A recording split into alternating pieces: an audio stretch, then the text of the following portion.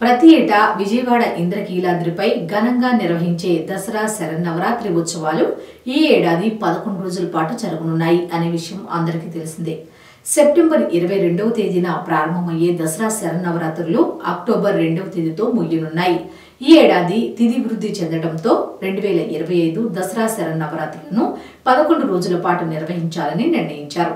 సాధారణంగా ప్రతి ఏటా అమ్మవారికి 10 అలంకారాలు ఉంటాయి. ఈ ఏడాది సెప్టెంబర్ 25వ తేదీన కొత్తగా అమ్మవారు కాత్యాయని దేవిగా భక్తులకు దర్శనమివ్వనున్నారు. ప్రతి 10 ఏళ్లకు ఒకసారి తిథి వృద్ధి చెందుతుంది. దీంతో దసరా శరన్నవరాత్రులు 11 రోజుల పాటు జరుగుతాయి. ఇంతకు ముందు ఇలా 2016లో 11 రోజుల పాటు జరిగాయి. అప్పుడు కూడా తిథి వృద్ధి చెందడంతో అమ్మవారిని కాత్యాయని దేవిగా అలంకరించారు.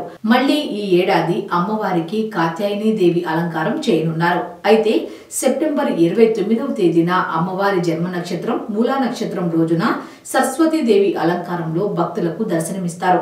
ఈ దసరా పండుగ ఆశ్వయుజ శుద్ధ పాడ్యం నుంచి నవమి వరకు 9 రోజులు, ఈసారి 11 రోజులు దేవి నవరాత్రులు ఉంటాయి. చివరి రోజు విజయదశమి కలిసి దసరా అంటారు.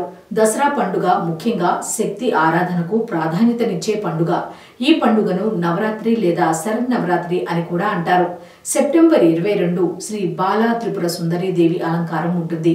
అలాగే సెప్టెంబర్ 23 శ్రీ గాయత్రీ దేవి అలంకారం ఉంటుంది. సెప్టెంబర్ 24 శ్రీ అన్నపూర్ణ దేవి అలంకారం ఉంటుంది. సెప్టెంబర్ 25 శ్రీ కాత్యాయని దేవి అలంకారం ఉంటుంది. సెప్టెంబర్ 26 శ్రీ మహాలక్ష్మి దేవి అలంకారం ఉంటుంది. సెప్టెంబర్ 27 శ్రీ లలితా త్రిపుర సుందరి దేవి అలంకారం ఉంటుంది. సెప్టెంబర్ 28 శ్రీ మహాచండీదేవి అలంకారం ఉంటుంది.